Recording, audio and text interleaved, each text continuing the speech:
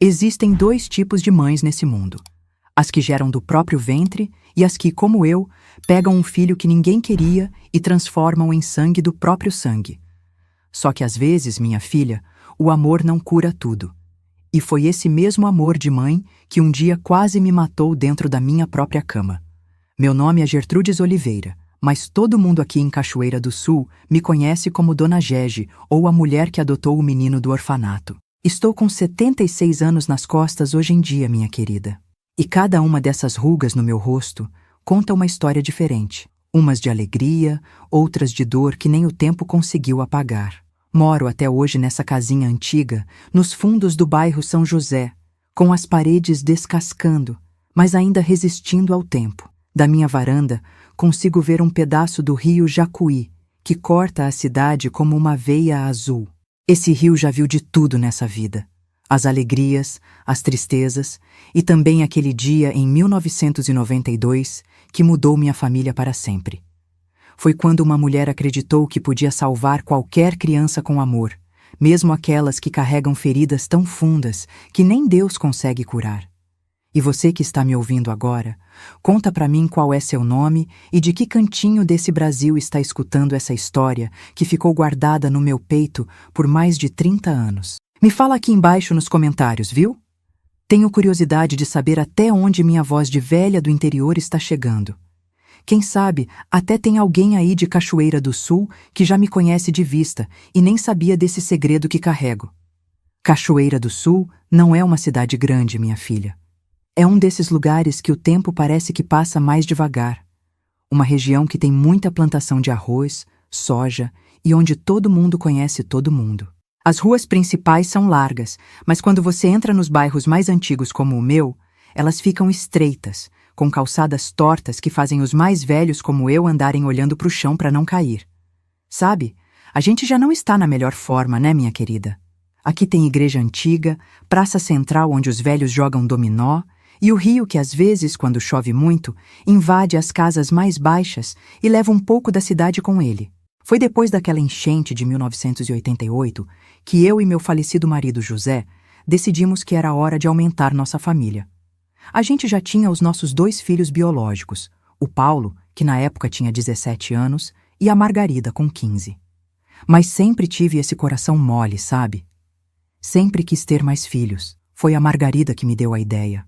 Ela tinha ido fazer um trabalho da escola no orfanato Santa Clara, lá no outro lado da cidade. Chegou em casa com os olhos vermelhos de tanto chorar.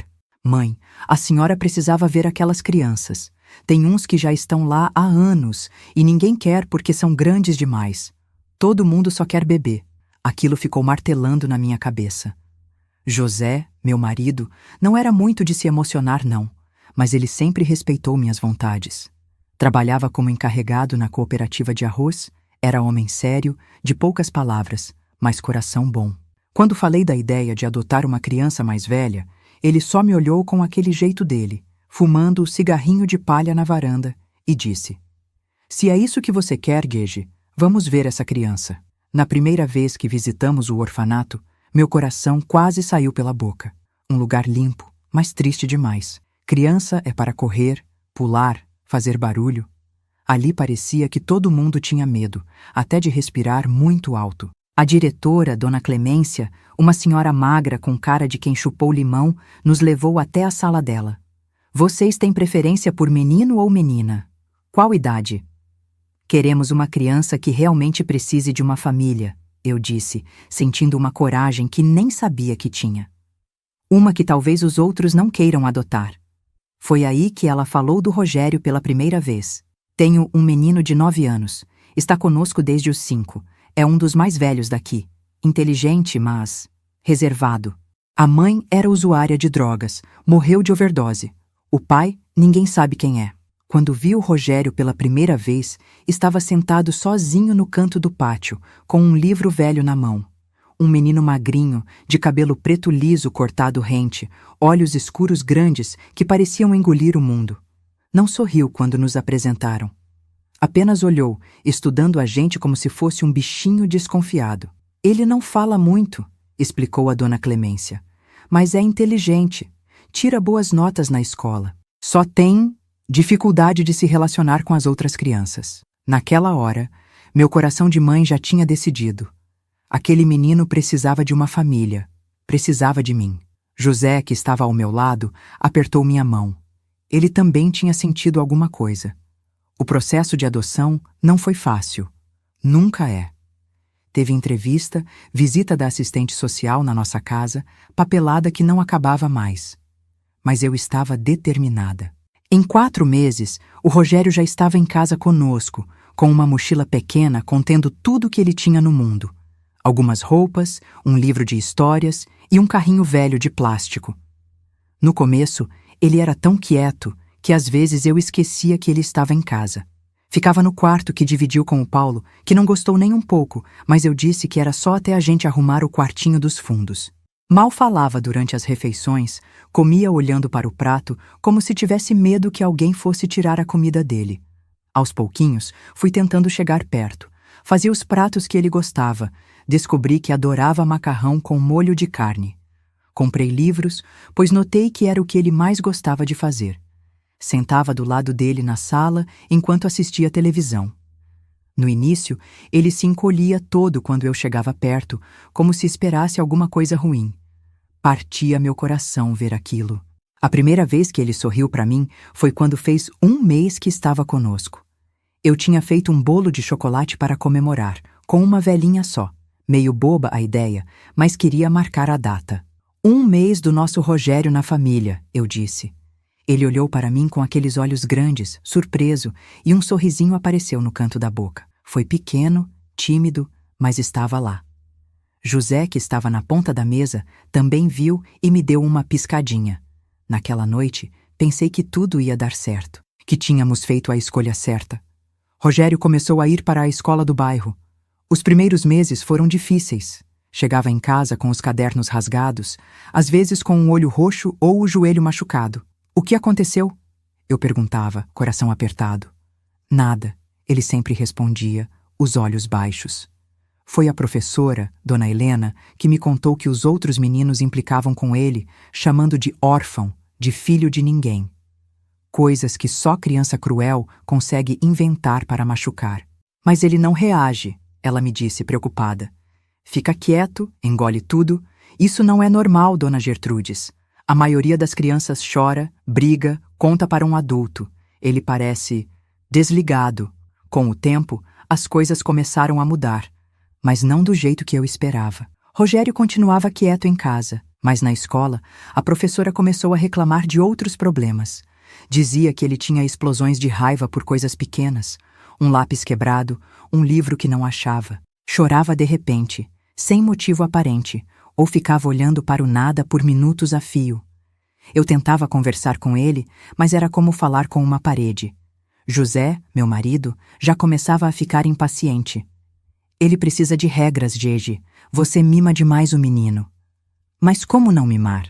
Eu olhava para aquele rostinho magro, para aqueles olhos que pareciam carregar um peso grande demais para uma criança de 9 anos, e tudo o que conseguia pensar era em como fazer ele se sentir amado, seguro. Ah, minha filha, se você está gostando desta história de superação, dá uma forcinha para o canal Memórias da Vovó, viu? É só clicar no botãozinho de gostei e se inscrever para não perder nenhuma das nossas histórias. Essa vovó velha aqui fica muito feliz em saber que tem gente querendo ouvir o que tenho para contar. Agora vamos continuar, porque essa história ainda tem muito para ser revelado. Tem coisas que a gente não gosta de lembrar, mas que precisam ser contadas para que outras pessoas não passem pelo mesmo. Um dia, quando Rogério estava conosco há quase 1 ano, ele chegou da escola mais tarde que o normal. Era quase noite, e eu já estava preocupada, pensando em sair para procurar. Quando entrou pela porta, tinha um machucado feio no queixo e a camisa do uniforme rasgada. Meu Deus, menino! O que aconteceu? Perguntei, correndo para examinar o ferimento. Pela primeira vez desde que tinha chegado, ele explodiu. Jogou a mochila no chão com tanta força que os livros espalharam por toda a sala. Eles disseram que vocês só me adotaram porque recebem dinheiro do governo. Disseram que ninguém ia querer um menino velho como eu de verdade. Eu fiquei sem reação por alguns segundos, vendo aquele menino sempre tão controlado finalmente liberando a raiva que guardava. Depois, sem pensar duas vezes, abracei ele forte. No começo, ele ficou duro como uma tábua. Depois, lentamente, foi relaxando, até que começou a chorar. Um choro tão profundo, tão sofrido, que parecia vir lá de dentro da alma. "Você é meu filho", eu disse com a voz tremendo de emoção. "Meu filho do coração. E não existe dinheiro nenhum do governo, existe amor. Você é um oliveira agora, e ninguém vai te tirar da gente." Aquela noite parecia um ponto de virada, como se alguma coisa dentro dele tivesse se quebrado e permitido que a gente finalmente entrasse. Ele começou a falar mais durante o jantar, a contar da escola, a fazer perguntas sobre a família. José também foi se aproximando, ensinando ele a consertar coisas na casa, a pescar no rio nos fins de semana. Como eu estava enganada, minha filha. Como a gente pode ser cega quando quer acreditar demais em algo? Porque o que eu não sabia é que aquele era só o começo de uma história que ia se tornar cada vez mais difícil e que acabaria numa noite que mudaria nossa família para sempre. Sabe, minha filha, tem uma coisa que só aprendi depois de velha. Às vezes, o amor da gente é que nem uma venda nos olhos. Faz a gente ignorar o que está bem na nossa frente, aqueles sinais que o destino manda avisando que tem algo errado acontecendo debaixo do nosso próprio teto. Quando o Rogério completou 11 anos, já estava com a gente há quase 2 anos. Parecia que as coisas estavam finalmente entrando nos eixos. O menino tinha crescido uns palmos, tinha ganhado um pouco de corpo, não era mais aquela criança magrela que chegou com a mochilinha pequena e os olhos assustados. Na escola, as notas dele eram boas, não excelentes como no começo, mas se mantinha na média.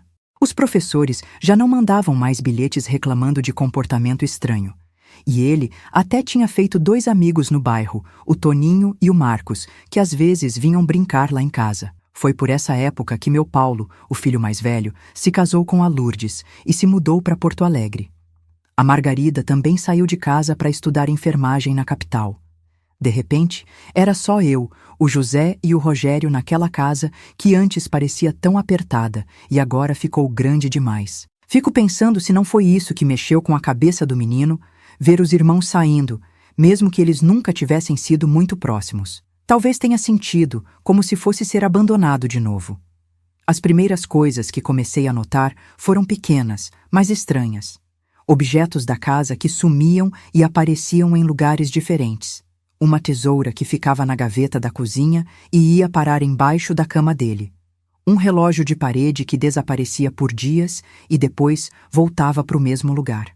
Uma vez, meu terço de prata que ganhei da minha falecida mãe sumiu por uma semana inteira. Procurei em todo canto, rezei até para Santo Antônio, padroeiro das coisas perdidas. Quando já tinha perdido a esperança, encontrei ele enrolado dentro de uma meia no fundo da gaveta do Rogério. "Por que você pegou meu terço, filho?" Perguntei, tentando não mostrar irritação. Ele olhou para mim daquele jeito vazio que às vezes me dava arrepio. "Não peguei nada. Alguém deve ter colocado aí." O José já não tinha a mesma paciência que eu. "Não pode mentir, menino. Se pegou, tem que assumir. Não educamos filhos para ser mentirosos." Aquela foi a primeira vez que vi ele olhar para o José com raiva de verdade. Um olhar duro, adulto demais para um menino de 11 anos. Depois, saiu batendo a porta do quarto e passou o resto do dia sem falar com a gente. Também comecei a notar que Rogério ficava muito tempo sozinho. José comprou um videogame para ele no aniversário de 12 anos. Economizou meses para conseguir dar esse presente. Mas em vez de jogar as coisas normais que os meninos da idade dele jogavam, ele passava horas trancado no quarto, com jogos que eu nem entendia direito. Uma vez, entrei de repente para levar um lanche e o jogo que ele estava jogando parecia violento demais. Tinha sangue na tela, coisas horríveis. Ele fechou tudo na mesma hora que me viu. "Que jogo é esse, Rogério?" Perguntei, colocando o prato com bolo na mesinha. "Nada não, mãe. É só um jogo de aventura." Falei para o José sobre isso, mas ele disse que eu estava exagerando, que menino dessa idade gosta mesmo dessas coisas de ação, de luta. "Você protege demais o garoto, Gege. Ele tem que aprender a ser homem." Às vezes, Rogério demorava mais que o normal para voltar da escola. Dizia que tinha ficado na biblioteca estudando ou que tinha ido na casa de algum amigo. Acreditei por um bom tempo.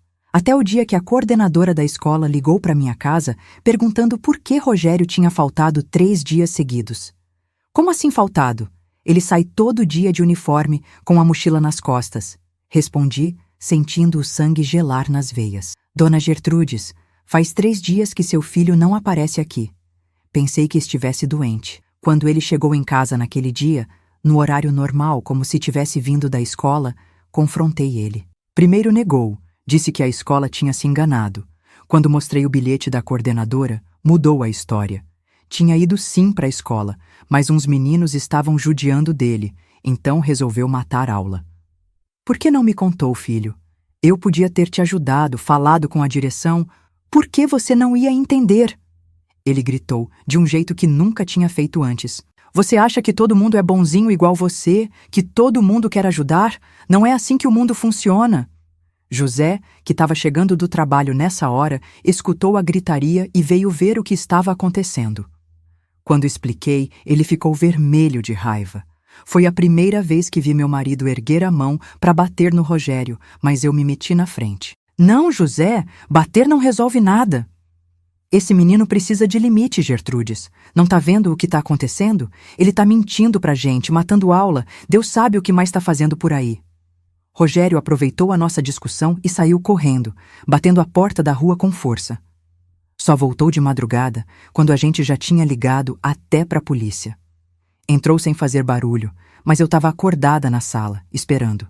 Quando acendi a luz, levei um susto. A roupa dele estava suja de terra, tinha um arranhão na cara, e os olhos pareciam de outra pessoa, dilatados, selvagens. Onde você esteve? Perguntei, segurando ele pelos ombros. Ficamos malucos de preocupação. Por aí, ele respondeu, desviando o olhar. Preciso tomar banho. No dia seguinte, encontrei um isqueiro e um maço de cigarros no bolso da calça dele quando fui lavar roupa. Chorei o dia inteiro, escondida. O que estava acontecendo com aquele menino que eu tanto amava? Onde tinha errado? Por que ele estava se afastando assim da gente? Passamos por uma fase difícil. José achava que precisávamos ser mais duros, colocar castigos, tirar privilégios. Eu ainda tentava conversar, entender o que se passava na cabeça dele. Levei até numa psicóloga do posto de saúde, mas ele não abriu a boca nas 3 sessões que consegui que ele fosse. Seu filho tem muita raiva guardada, dona Gertrudes, me disse a doutora depois da última consulta. Crianças que passaram por abandono, como ele, costumam ter problemas de apego, de confiança. Pode ser que ele esteja testando vocês, para ver se vocês também vão abandoná-lo, como a mãe biológica fez. Aquilo fez sentido. Resolvi que ia ter mais paciência, mostrar para ele que, não importava o que fizesse, nós éramos sua família agora e sempre. José não concordava muito com essa abordagem, mas acabou cedendo. Você sempre teve mais jeito com os meninos mesmo, ele disse, com aquele jeitão dele de quem não gosta de admitir que não sabe o que fazer. Foi por essa época que comecei a notar mudanças no corpo do Rogério. Ele já estava com 13 anos, entrando na adolescência. A voz engrossando, espinhas aparecendo no rosto, os braços e pernas crescendo tão rápido que as roupas ficavam pequenas num piscar de olhos. Junto com essas mudanças, veio também um interesse repentino em ficar bonito. Ele, que nunca se importava com o que vestia, agora queria roupas de marca, tênis caros que a gente mal podia pagar. Tá querendo impressionar alguma menina, é? José brincou um dia, quando ele apareceu na cozinha com o cabelo todo arrumado com gel. O rosto dele ficou vermelho como um tomate, mas não respondeu nada. Foi por essa época também que notei as revistas. Tinha encontrado embaixo do colchão dele quando fui trocar os lençóis. Revistas com mulheres nuas, daquelas bem indecentes. No começo fiquei chocada, mas depois pensei que talvez fosse normal para um menino daquela idade. Mesmo assim, aquilo me deixou incomodada. Não eram revistas comuns que os adolescentes costumavam ter. Aquelas eram mais extremas, se é que me entende. Mostrei para o José, que deu de ombros. Deixa o menino, Gege. Todo rapaz dessa idade tem curiosidade. Melhor isso que estar fazendo coisa errada por aí. Mas não era só isso. Comecei a perceber que Rogério olhava para mim de um jeito que me deixava desconfortável.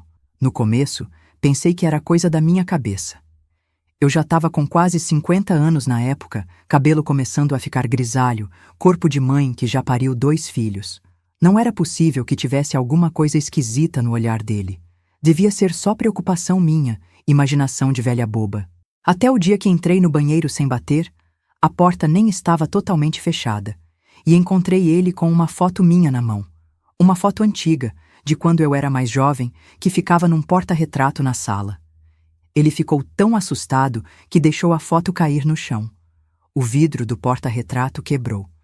"O que você está fazendo, Rogério?" Perguntei confusa. "Nada, só achei a foto bonita", ele respondeu, saindo correndo e me empurrando no processo. Fiquei parada ali, sentindo um frio na espinha que não conseguia explicar. Aquilo não era normal. Tinha alguma coisa errada acontecendo, mas eu não conseguia admitir nem para mim mesma o que podia ser. Quando Rogério fez 14 anos, as coisas pioraram ainda mais. Ele praticamente não ficava mais em casa. Saía cedo, dizia que ia para a escola, mas raramente ia mesmo. Voltava tarde, às vezes cheirando a cigarro, às vezes com um olhar estranho, perdido. José e eu brigávamos quase toda noite por causa disso. Meu marido queria regras mais duras, queria até mandar ele de volta para o orfanato. Eu me desesperava só de pensar nisso. "Ele é nosso filho agora, José. A gente não devolve um filho como se fosse uma compra que deu errado. Mas não tá vendo que o menino tá se perdendo? Que não respeita a gente, não respeita as regras da casa? O que mais você quer que aconteça para entender que a situação tá fora de controle?" No fundo, acho que eu sabia que ele tinha razão. Mas meu coração de mãe não queria aceitar. Tinha prometido para aquele menino que nunca ia abandoná-lo, que era meu filho para sempre. Como podia voltar atrás? Foi então que começaram os sumiços de dinheiro. Primeiro foi pouco, R$ 50 da carteira do José, que ele achou que tinha gastado e esquecido. Depois 100 do meu envelope de feira. Quando o dinheiro da aposentadoria da minha cunhada, que eu guardava para ela todo mês, sumiu da gaveta da cômoda, não teve mais como negar. Confrontei Rogério numa tarde, quando ele chegou em casa. Já estávamos em 1994. Ele tinha 15 anos, e aquele menino magrelo e assustado tinha se transformado num rapaz alto, forte, com um olhar que alternava entre vazio e provocador. "Você pegou o dinheiro da tia Clara?" Perguntei diretamente, sem rodeios. "Que dinheiro?" ele respondeu, jogando a mochila no sofá e indo direto para a geladeira. "Você sabe muito bem que dinheiro, R$ 400 que estavam na minha gaveta. O dinheiro da aposentadoria da tia Clara que eu guardo para ela." Ele se virou para mim com uma lata de refrigerante na mão, e pela primeira vez vi um sorriso que me deu medo. Um sorriso frio, debochado. "E se eu peguei? O que você vai fazer?" Fiquei sem reação por alguns segundos. Aquele não era o meu Rogério. Não era o menino que eu tinha criado com tanto amor nos últimos 6 anos. Era um estranho na minha frente, usando o corpo do meu filho. "Por que você está fazendo isso, filho? Se precisava de dinheiro, era só pedir. A gente não tem muito, mas sempre deu um jeito. Não sou seu filho." Ele interrompeu com uma voz tão fria que parecia adulta. "Nunca fui. Você que inventou essa história toda na sua cabeça." Aquelas palavras foram como uma facada no peito. Senti as pernas fraquejarem. Tive que me apoiar na mesa para não cair. As lágrimas vieram sem que eu pudesse controlar. "Não fala assim, Rogério. Eu te amo como filho, sim. Desde o primeiro dia." "Amor?" ele riu. Aquela risada estranha que não parecia dele. "Amor não existe, mãezinha. As pessoas só querem usar umas às outras. Igual você e o José me usaram para fingir que são os bons samaritanos, os salvadores do menino órfão." Ele passou por mim e foi para o quarto, me deixando ali, destruída com aquelas palavras. O que tinha acontecido com ele? O que tinha feito de errado? Onde estava aquele menino doce que, apesar de todos os problemas, tinha momentos de carinho, de gratidão? Naquele dia, chorei como nunca tinha chorado antes. José me encontrou assim quando chegou do trabalho, e só de olhar para mim, ele soube que algo grave tinha acontecido. Depois que contei tudo, meu marido ficou em silêncio por muito tempo, fumando um cigarro atrás do outro na varanda. Quando finalmente falou, sua voz estava cansada. "Ele precisa de ajuda profissional, Gege. O tipo de ajuda que a gente não pode dar. Talvez seja melhor procurarmos uma instituição especializada." Não! Gritei desesperada.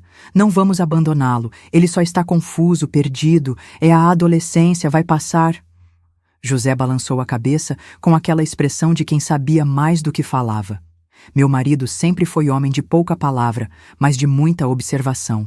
Tem alguma coisa errada com ele, Gertrudes. Alguma coisa além de ser adolescente, além de ter sido abandonado. Tem algo quebrado dentro daquele menino. Algo que talvez nem todo nosso amor consiga consertar. Naquela noite, não consegui dormir. Fiquei pensando em tudo que tinha acontecido nos últimos anos.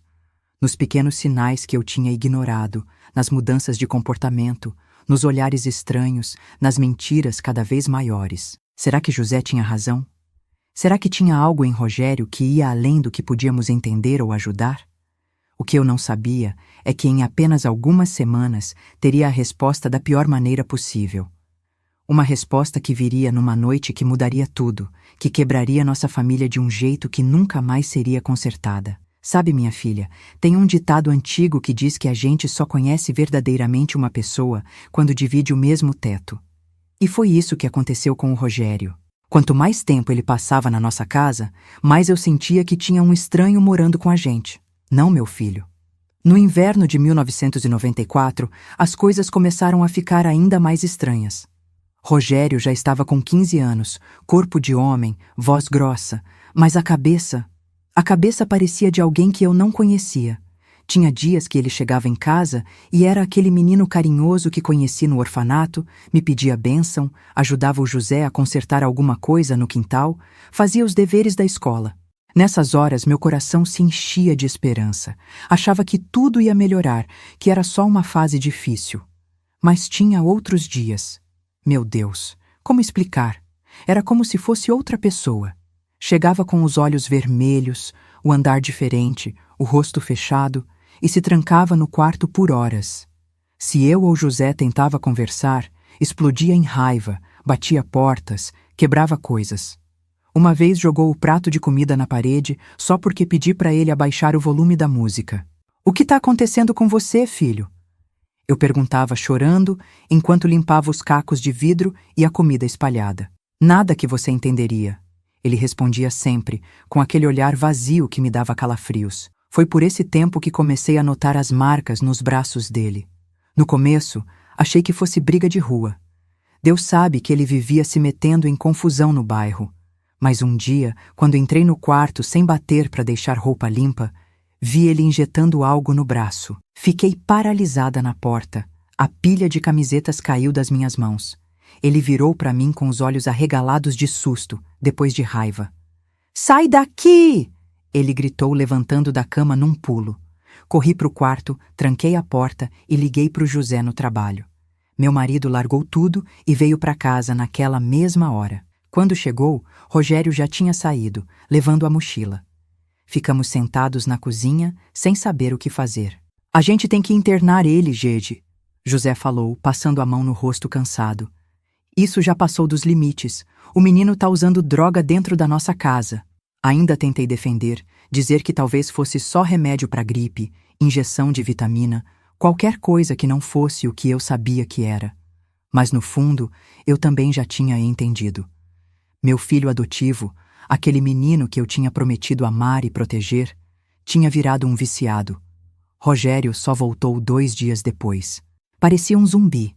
Magro, olheiras fundas, tremendo de frio mesmo sendo uma noite quente de verão. José o segurou pelos braços, fez sentar à mesa da cozinha. Pela primeira vez, vi meu marido chorando enquanto falava. "Olha o que você está fazendo com você mesmo, filho. Olha o que está fazendo com a sua mãe. Ela não dorme, não come, fica na janela esperando você voltar." Por um momento, pareceu que algo mudou no olhar de Rogério. Uma sombra de culpa, talvez até de vergonha. Mas passou rápido. "Vocês não entendem", ele murmurou. "Ninguém entende." "Então explica pra gente entender." Eu implorei, segurando as mãos dele entre as minhas. Estavam frias como gelo, os dedos machucados, as unhas sujas. "O que está acontecendo com você? Desde quando isso começou? Por quê?" Ele ficou em silêncio por um tempo, olhando para o chão. Quando finalmente falou, a voz estava baixa, quase um sussurro. Vocês acham que sabem quem eu sou, mas não sabem. Ninguém sabe. Então conta pra gente. José insistiu. Somos sua família. Queremos ajudar. Rogério levantou os olhos e o que vi ali me deu medo. Um misto de raiva e algo que parecia prazer em nos ver sofrendo. Família? Ele riu daquele jeito frio que tinha adquirido. Isso aqui não é família. É só um arranjo conveniente. Vocês queriam um filho para substituir os que foram embora, e eu precisava de um teto. Aquelas palavras foram como facadas. Eu sabia que não era verdade, que amávamos Rogério como filho de verdade. Mas doía ouvir aquilo. Não é verdade, José respondeu com a voz mais firme. Você é nosso filho, sim. Por isso mesmo que vamos buscar ajuda para você. Amanhã mesmo vou te levar num lugar que trata de dependentes. Não vou para lugar nenhum, Rogério berrou, levantando da mesa com tanta força que derrubou a cadeira. Vocês não mandam em mim, não são meus pais de verdade. E saiu batendo a porta da rua com tanta força que o retrato da parede caiu. José correu atrás, mas ele já tinha sumido na escuridão. Naquela noite, decidimos que, quando ele voltasse, iríamos interná-lo, mesmo contra a vontade. Não tínhamos mais escolha. Mas ele não voltou no dia seguinte, nem no outro. Passou uma semana inteira, e nada do Rogério. Procuramos em todo canto, hospitais, delegacia, casa dos poucos amigos que conhecíamos. Ninguém tinha notícia. Até uns meninos que moravam na rua, embaixo da ponte do rio, disseram que tinham visto ele por lá, mas fazia dias que tinha sumido. Foi um dos piores momentos da minha vida. A culpa me corroía por dentro. Onde tinha errado? O que podia ter feito diferente? Por que não tinha visto os sinais antes? Cada noite que passava sem notícia era um tormento, imaginando meu filho na rua, passando frio, fome, usando aquelas drogas que estavam destruindo ele por dentro. Não é culpa sua, Diege. José tentava me consolar. Mas eu via o mesmo sofrimento nos olhos dele. Fizemos o melhor que podíamos. Quase 2 semanas depois, na hora do jantar, escutamos batidas na porta. Quando José abriu, lá estava Rogério. Mas não era o mesmo que tinha saído. Parecia ter envelhecido anos naquelas 2 semanas. Ainda mais magro, com um corte feio na sobrancelha, a roupa suja e rasgada. Mas o pior eram os olhos, vidrados, perdidos. Filho! Gritei, correndo para abraçar ele. Mal se aguentava em pé. O que fizeram com você? Ele não respondeu. Só caiu nos meus braços, pesado como chumbo. José ajudou a carregá-lo para dentro. Deitamos ele no sofá. Estava ardendo em febre, tremendo. Quis chamar a ambulância, mas José achou melhor não. Se descobrirem que ele está usando droga, vão chamar a polícia. Pode piorar a situação. Vamos cuidar dele aqui mesmo. Passei a noite inteira ao lado do Rogério, trocando as compressas de água fria na testa, fazendo ele beber água, segurando enquanto vomitava tudo o que tentava engolir. De madrugada, no pior da febre, ele começou a delirar. Chamava pela mãe verdadeira. Gritava para alguém parar de bater nele. Chorava como uma criança pequena. Foi ali, ouvindo aqueles delírios, que comecei a juntar as peças. As coisas que não sabíamos sobre o passado dele, os traumas enterrados fundo que nenhum amor poderia curar sozinho. Ele murmurava nomes que nunca tinha mencionado acordado, falava de coisas que tinha visto, que tinha sofrido. Meu coração de mãe se apertava a cada revelação. Quanta dor um menino tão jovem já tinha carregado. De manhã, a febre cedeu um pouco. Ele acordou, olhou ao redor confuso, depois me viu sentada na cadeira ao lado. Mãe? Chamou, com uma voz que parecia de novo aquele menino de 9 anos que tinha chegado em casa com uma mochila pequena. A senhora tá aí? Tô aqui, filho, respondi segurando a mão dele. Não vou sair do seu lado. Por um momento, vi uma lágrima escorrer pelo rosto dele. Pela primeira vez em muito tempo, parecia realmente o Rogério que eu conhecia, não aquele estranho que tinha tomado conta do corpo dele. Me desculpa, ele sussurrou. Eu não queria machucar vocês. Eu sei, filho, eu sei, mas agora a gente vai te ajudar, vai ficar tudo bem. Como eu estava enganada, minha filha. As coisas nunca mais ficariam bem, porque o que eu não sabia é que aquele momento de lucidez de arrependimento, era só uma pausa antes da tempestade que viria. Uma tempestade que mudaria nossas vidas para sempre. Durante os dias que se seguiram, cuidamos de Rogério em casa. A abstinência foi horrível de se ver.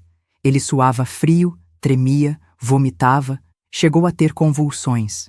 José queria levá-lo para o hospital, mas eu tinha medo que o internassem num lugar pior do que o que já estávamos passando, ou que o mandassem de volta para alguma instituição do governo.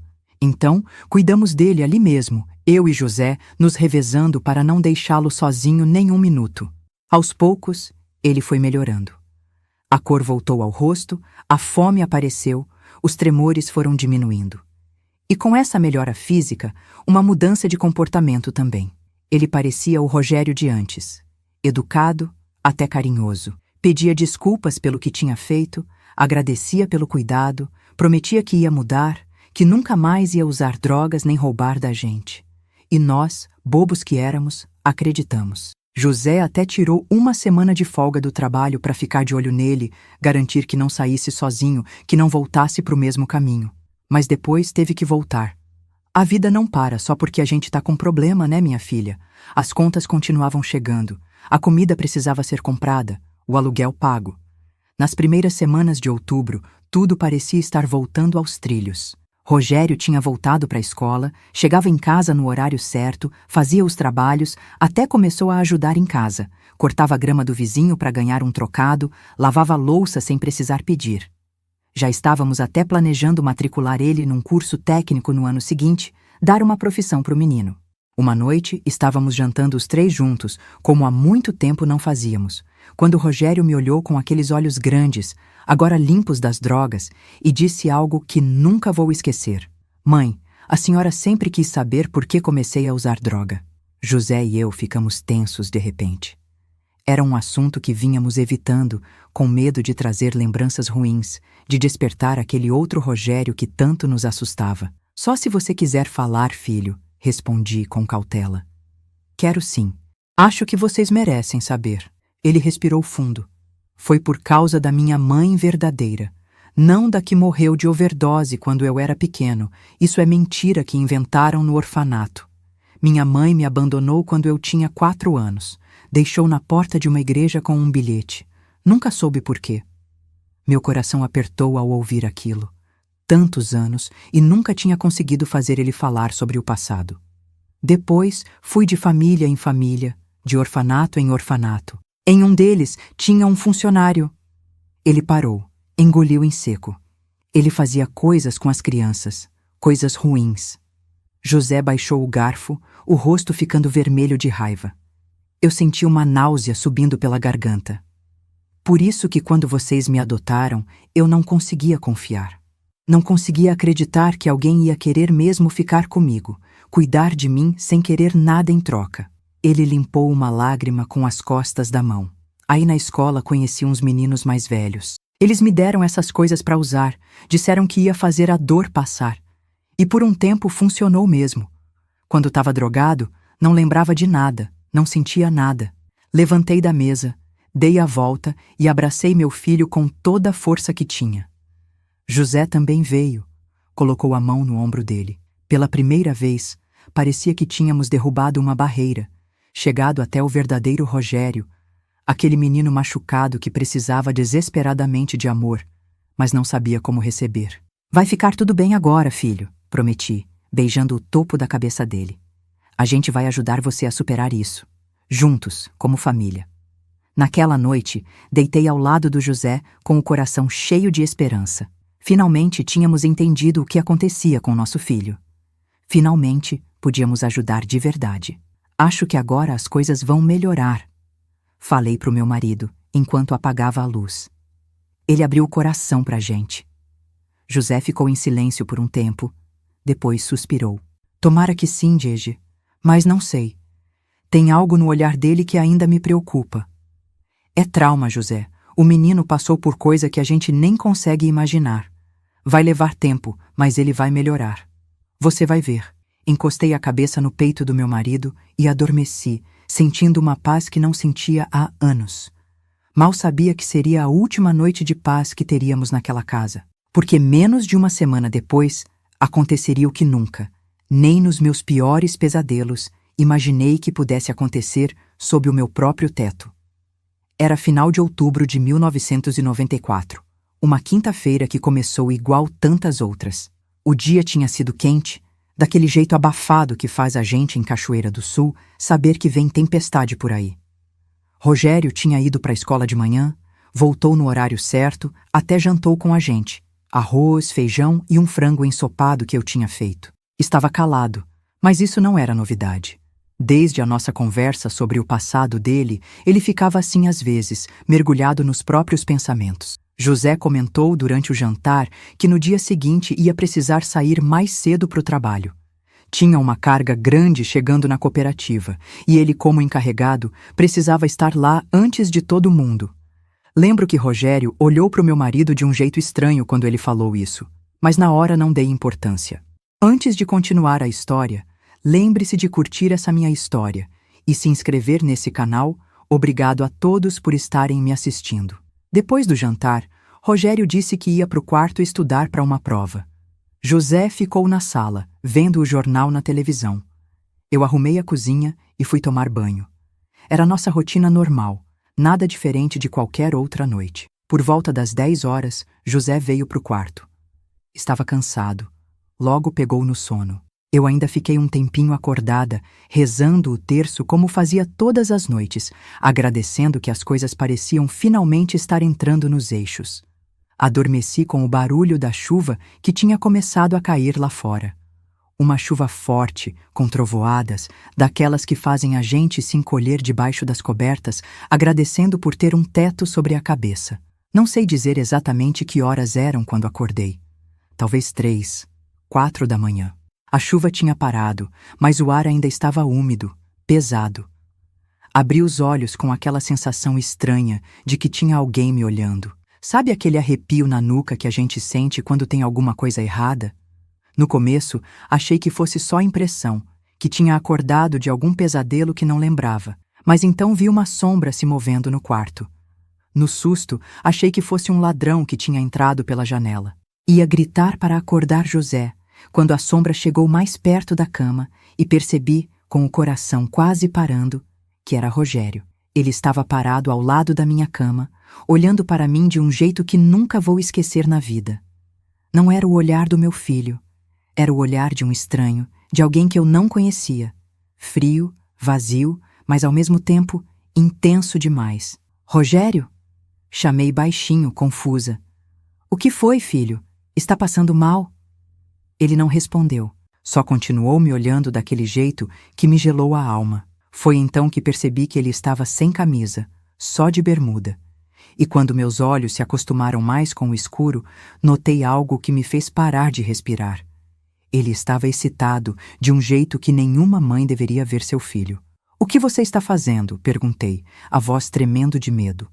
Tentei me sentar na cama, me afastar, mas com um movimento rápido ele colocou a mão sobre minha boca, impedindo que eu gritasse. "Shh!" ele sussurrou, chegando mais perto. "Não acorda o José. Não quero machucá-lo." O terror que senti naquele momento não dá para explicar com palavras. Era meu filho, aquele menino que eu tinha criado com tanto amor, que eu tinha prometido proteger. E ali estava ele, como uma fera prestes a atacar sua própria mãe. Tentei me debater, empurrar ele para longe, mas Rogério era forte, muito mais forte do que eu jamais imaginei. Com um movimento, ele subiu na cama, por cima de mim. Senti o peso dele me imobilizando, a mão apertando minha boca com tanta força que mal conseguia respirar. "Sempre quis fazer isso." Ele sussurrou no meu ouvido, palavras que me deram ânsia de vômito. "Desde o primeiro dia que vim para essa casa. A senhora não percebia como eu olhava, como eu seguia pela casa." Lágrimas escorriam pelo meu rosto, enquanto eu tentava desesperadamente acordar José, que dormia do outro lado da cama. Mas meu marido sempre teve sono pesado, nunca acordava com facilidade. Nos meus olhos apavorados, implorei para Rogério parar, para voltar a ser o menino que eu conhecia, que eu amava. Por um instante, parecia que ele hesitou. Vi um lampejo de confusão passar pelos olhos dele, como se por um segundo tivesse voltado a si. Mas logo aquele olhar vazio retornou, e ele começou a puxar o lençol que me cobria. Foi nesse momento que José finalmente acordou. Talvez pelo movimento na cama, talvez pelo sexto sentido que só um pai tem, não sei. Só sei que de repente escutei a voz do meu marido, confusa no início, depois carregada de um horror que nunca tinha ouvido antes. Que diabos é isso? José gritou, sentando na cama de um pulo. Rogério virou a cabeça, assustado, mas não saiu de cima de mim. Foi como se algo tivesse quebrado dentro dele de vez, como se aquele último fio de humanidade que ainda restava tivesse se rompido. Sai de cima dela! José berrou, pulando em cima de Rogério com uma força que eu não sabia que meu marido de 55 anos ainda tinha. Os dois caíram no chão num baque surdo, derrubando o abajur da mesinha de cabeceira. Ouvi gritos, sons de luta, coisas quebrando. Acendi a luz do quarto com as mãos tremendo e vi uma cena que nunca vou esquecer. José e Rogério rolando pelo chão. Meu marido tentando imobilizar nosso filho, que se debatia como um animal selvagem. Chama a polícia! José gritou para mim enquanto tentava segurar os braços de Rogério. Vai, Gertrudes, chama a polícia! Mas eu estava paralisada, em choque, sem conseguir acreditar no que estava acontecendo. Como tínhamos chegado àquele ponto? Como o menino que eu tinha prometido amar e proteger tinha se transformado naquele monstro? Com um movimento brusco, Rogério conseguiu se soltar de José. Vi meu filho agarrar algo do chão, o abajur quebrado, e antes que pudesse gritar um aviso, ele acertou a cabeça do meu marido com toda a força. José caiu para trás, um filete de sangue escorrendo pela testa. Não estava desacordado, mas atordoado demais para reagir. Rogério se levantou, olhando do pai para mim com um sorriso que não parecia humano. Viu o que você fez? Ele disse, apontando para José sangrando no chão. Se tivesse ficado quieta, nada disso precisava acontecer. Aquela voz não era a voz do meu Rogério. Era a voz de alguém, ou algo, que tinha tomado conta dele. Naquele momento, um instinto que nem sabia que tinha despertou dentro de mim. Pulei da cama, passei correndo por Rogério e consegui sair para o corredor. Socorro! Gritei, correndo em direção à porta da frente. Alguém me ajuda! Rogério veio atrás de mim, mas tropecou nos móveis da sala escura. Consegui chegar até a porta, destrancá-la com dedos trêmulos e sair para a rua, ainda de camisola. A noite estava fria e úmida depois da chuva. Mas mal senti o frio. Só corri. Corri como nunca tinha corrido antes, gritando por ajuda. Foi o seu Armando, nosso vizinho da frente, que saiu primeiro. Depois, a dona Lourdes da casa ao lado. Logo tinha meia dúzia de vizinhos na rua, confusos, assustados com a mulher de camisola gritando em desespero no meio da madrugada. Meu filho, meu marido, por favor, alguém chama a polícia. Seu Armando e o filho mais velho, um rapagão forte que trabalhava como segurança, correram para nossa casa. Rogério tinha desaparecido, pulado o muro dos fundos, descobrimos depois. José estava sentado no sofá da sala, segurando um pano contra o corte na testa, pálido e tremendo. A polícia chegou quase meia hora depois. Naquela época, em cidade pequena, as coisas demoravam mais. O delegado Osvaldo conhecia nossa família há anos. Não podia acreditar quando contamos o que tinha acontecido. Tem certeza, dona Gertrudes? O Rogério? Aquele menino quieto? Como explica para alguém que seu próprio filho, que você criou por 6 anos, tinha tentado... Nem conseguia dizer a palavra. Como admite que aquele menino que todo mundo via como tímido, educado, escondia um lado que nem a gente, que vivia sob o mesmo teto, conhecia completamente? Fizeram buscas pela cidade toda, mas Rogério tinha sumido. José foi levado para o pequeno hospital de Cachoeira do Sul, onde deram alguns pontos na testa dele e receitaram calmantes para nós dois. Quando voltamos para casa, de manhã, parecia que tinha passado um furacão por ali. Móveis quebrados, vidros pelo chão, manchas de sangue no carpete do quarto. Mas o pior não era a bagunça física. Era o sentimento de que algo tinha sido irremediavelmente destruído. Nossa família, nossa confiança, nossa sensação de segurança. Durante dias, não consegui dormir direito. Cada barulho na noite me fazia pular da cama, achando que era ele voltando. José, meu marido sempre tão forte, também estava destruído. Não era só o ferimento físico, era a ferida na alma, a sensação de que tínhamos falhado como pais, que não tínhamos conseguido ver o mal crescendo debaixo do nosso próprio teto. Passaram-se 3 dias sem notícias, até que numa tarde o telefone tocou. Era o delegado Osvaldo. Dona Gertrudes, encontramos o Rogério.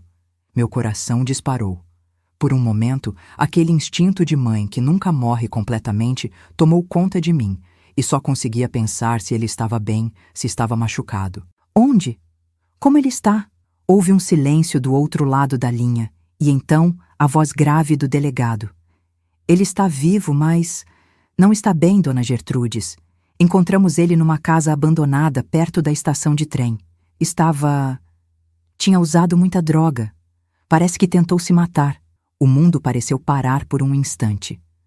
Apesar de tudo que tinha acontecido, era meu filho. O menino que eu tinha prometido nunca abandonar. Levamos ele para o hospital primeiro, continuou o delegado. Depois vai ser transferido para o hospital psiquiátrico em Santa Maria. Os médicos acham que ele tem problemas mentais sérios, além da dependência química. Não sei bem como terminei aquela ligação, nem como consegui contar para José o que tinha acontecido. Sei que naquela mesma tarde fomos visitar Rogério no hospital. Ele estava algemado à cama, sedado, os olhos semicerrados. Não parecia nos reconhecer, ou talvez estivesse fingindo. Lembro de ter segurado a mão dele, fria e sem vida, e chorado até não ter mais lágrimas. Por quê, filho? Perguntei, mesmo sabendo que não teria resposta. Por quê? No dia seguinte, ele foi transferido para o hospital psiquiátrico. Fomos autorizados a visitá-lo 1 semana depois. Era um lugar triste, com paredes brancas descascando, cheio de pessoas de olhar perdido vagando pelos corredores. Um médico nos recebeu antes da visita, um homem jovem com olheiras profundas e cabelo já rareando. Seu filho tem um quadro complexo, ele explicou, folheando uma pasta. Esquizofrenia, transtorno de personalidade antissocial, além da dependência química.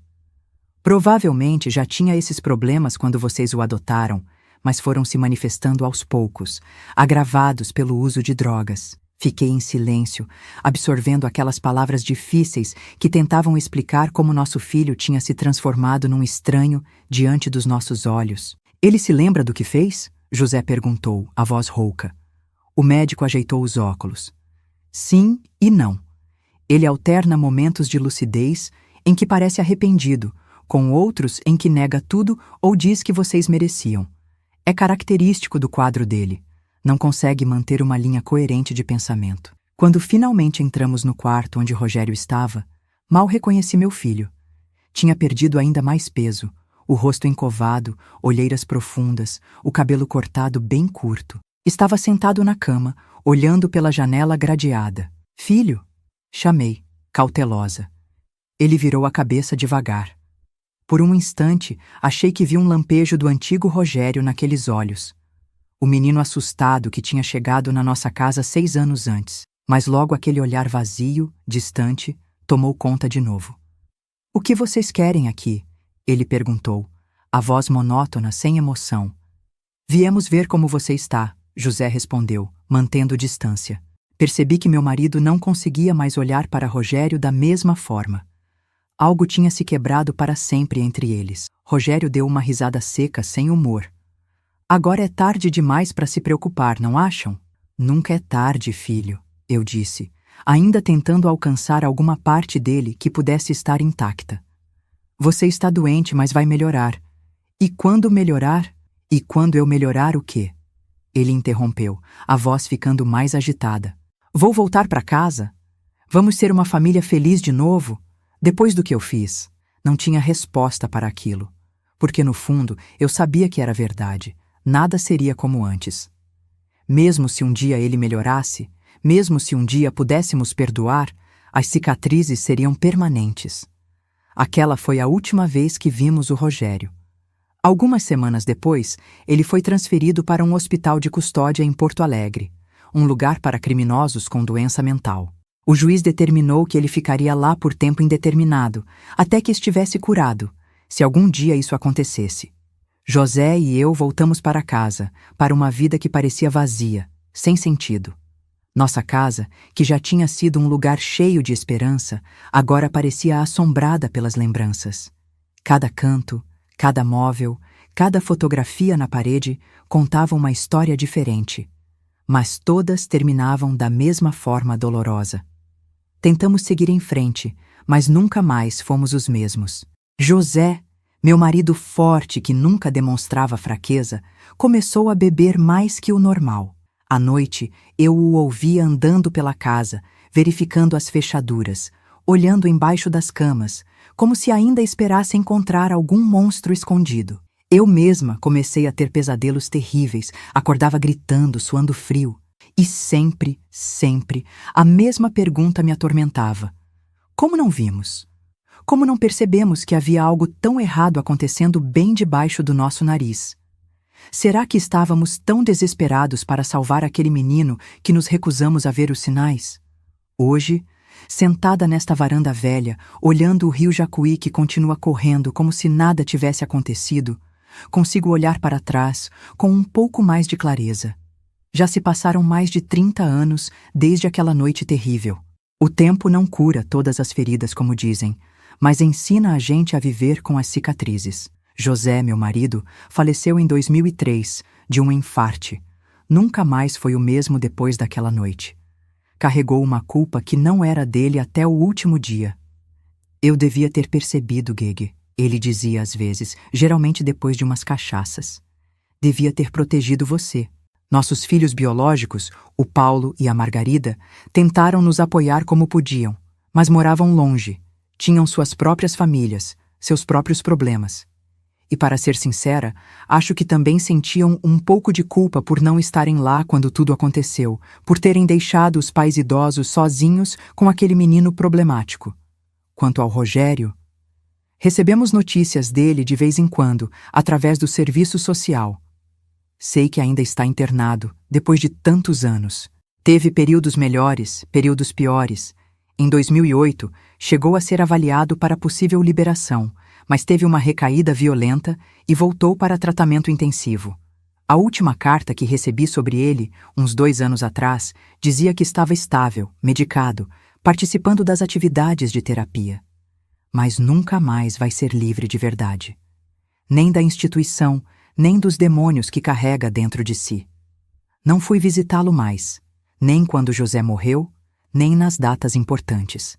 Alguns podem me julgar por isso, achar que abandonei meu filho na hora que ele mais precisava. Mas a verdade é que não conseguia olhar para ele sem reviver aquela noite, sem sentir aquele terror novamente. E mesmo assim, minha filha, mesmo depois de tudo, ainda sinto uma dor no peito quando penso nele. Não no Rogério daquela noite terrível, mas no menino de 9 anos com os olhos grandes e assustados, com a mochilinha pequena contendo tudo que ele tinha no mundo. No menino que, por um breve período, foi realmente meu filho. Com o tempo, aprendi algumas coisas que quero compartilhar com vocês. Talvez ajude alguma mãe, algum pai que esteja passando por situação parecida. Que Deus proteja que não seja tão extrema quanto a nossa. Primeiro, entendi que amor não cura tudo. A gente cresce ouvindo que o amor de mãe pode mover montanhas, superar qualquer obstáculo. Não é verdade. Algumas feridas são profundas demais. Alguns problemas precisam de ajuda profissional, de medicina, de tratamento sério. Amar é importante, fundamental até, mas não é suficiente. Segundo, aprendi a reconhecer sinais. Hoje, quando vejo um jovem com comportamento parecido com o que o Rogério começou a mostrar, sinto um arrepio na espinha. Os olhares vazios, as mudanças bruscas de humor, a crueldade com animais ou pessoas mais fracas, as mentiras cada vez maiores, o isolamento crescente, são avisos que a vida nos dá e que precisamos levar a sério. Terceiro, entendi que nunca devemos ignorar nosso instinto. Aquela vozinha dentro da gente que diz que tem algo errado não fala à toa. Quantas vezes senti que havia algo estranho no olhar do Rogério, na forma como ele me seguia pela casa, como pegava minhas coisas escondido? Mas ignorei porque não queria acreditar, porque era mais fácil fingir que estava tudo bem. Quarto, aprendi que algumas pessoas já vêm ao mundo com algo quebrado dentro delas. Não é culpa dos pais, Não é culpa do ambiente, é algo na própria constituição delas. Claro que abandono, abuso, traumas pioram tudo, como no caso do Rogério. Mas algumas almas já nascem com uma escuridão que nem todo amor do mundo consegue iluminar. Por fim, entendi que perdoar não significa esquecer ou voltar a confiar. Perdoei o Rogério, no sentido de não carregar ódio dele, de entender que estava doente, que não tinha controle total sobre suas ações.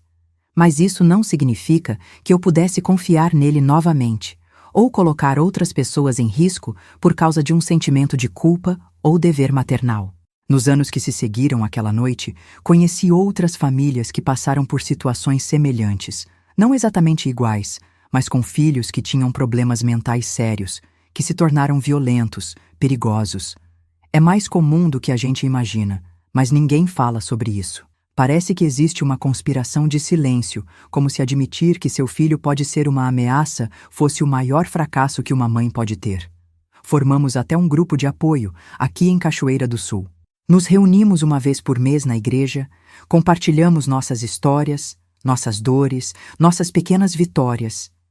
Ajuda a saber que não estamos sozinhas, que outras mães também carregam esse fardo silencioso. Hoje, aos 76 anos, olho para trás e vejo uma vida marcada por essa tragédia, mas não definida por ela. Tive momentos de alegria também.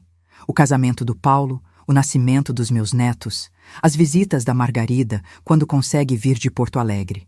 A vida continua, mesmo quando parece impossível seguir em frente. Se você está passando por algo parecido, se tem um filho com problemas mentais que está se tornando uma ameaça, não tenha vergonha de buscar ajuda. Não espere até ser tarde demais, como eu esperei. Não deixe que o amor te cegue para os perigos reais. E lembre-se, você não é uma má mãe por reconhecer que seu filho precisa de mais ajuda do que você pode dar. Ah, minha filha, se você gostou dessa história, mesmo sendo tão triste, não deixe de se inscrever no canal Memórias da Vovó. É só clicar no botãozinho logo abaixo do vídeo. E se quiser conversar com outras pessoas que acompanham nossas histórias, entre no grupo do WhatsApp que está lá na descrição. Lá, a equipe deste canal conta mais histórias e faz amizade com gente de todo esse Brasil. E lembra, minha querida, a sabedoria não vem dos livros, vem das cicatrizes que a vida deixa. E nós, velhas que somos, temos muitas cicatrizes e muitas histórias ainda para contar. Algumas boas, algumas ruins, mas todas verdadeiras, todas parte dessa grande jornada que é viver. Às vezes a gente passa anos cruzando com as mesmas pessoas e nunca imagina o que elas viveram, o que elas fizeram para sobreviver. Cada rosto enrugado como o meu esconde 1000 histórias, 1000 batalhas silenciosas. E se minha história puder ajudar alguém a não passar pelo que passei, já terá valido a pena compartilhar essa dor antiga. Obrigada por me ouvir, por me deixar desabafar. Que Deus proteja você e sua família e mantenha os males bem longe do seu lar.